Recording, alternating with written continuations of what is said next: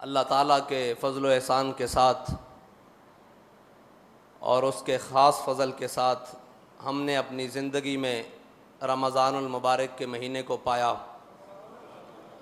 वो रमज़ान के जिसमें मोमिन का हर अमल साले इबादत बन जाता है, इसलिए कि मोमिन अगर सोए तो वो ये सोच कर सोता है कि उठकर मैंने सारी करनी है, तो उसका सोना भी इबादत। और जब वो सारी कर लेता है तो फिर वो सोचता है मैंने नमाज के लिए घर से निकलना है, तो वो भी इबादत। और जब वो नमाज पढ़कर वापस आता है तो वो अपने काम काज के लिए निकलना चाहता है, अगरचे वो कहीं नौकरी करता हो, मजदूरी करता हो, कारोबार करता हो, किसी भी काम के लिए, किसी भी रिज़्क़ कमाने की नीयत से घर से निकलता है, तो वो नीयत ये होती है कि शाम को लाकर अपने बच्चों को अफ्तारी करवानी है, तो उसका घर से निकलना भी इबादत। उसके हर काम में जल्दी या ताख़ीर करना ये भी इबादत। तो रमज़ान वो महीना है जिसके अंदर अल्लाह ताला ने मोमिन के हर अमल साले को इबादत बना दिया है। और अल्लाह के फ़ज़ल से हमने रमज़ान को पाया। और मेरे आका व मौला सल्लल्लाहु अलैहि वसल्लम ने फरमाया कि रोज़ेदार के लिए दो खुशियाँ हैं, एक तब कि जब वो रोज़ा इफ्तार करता है, और दूसरी तब कि जब वो अल्लाह ताला से मुलाकात करेगा। और इसी रमज़ान के महीने में एक साल कबल उन लोगों को दो खुशियाँ इकट्ठी मिली कि जिन्होंने रोज़ा भी रखा हुआ था और इफ्तारी भी अपने रब के यहाँ की और अपने रब की ज़ियारत की।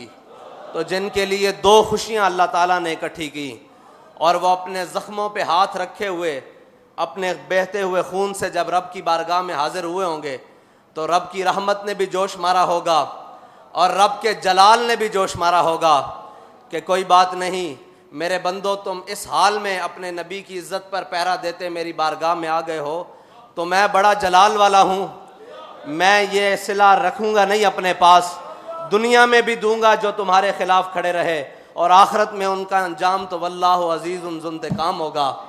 और हमने अपनी आँखों से फिर वो दिन देख लिए कि कलअदम करने वाले आज खुद कलअदम हो गए।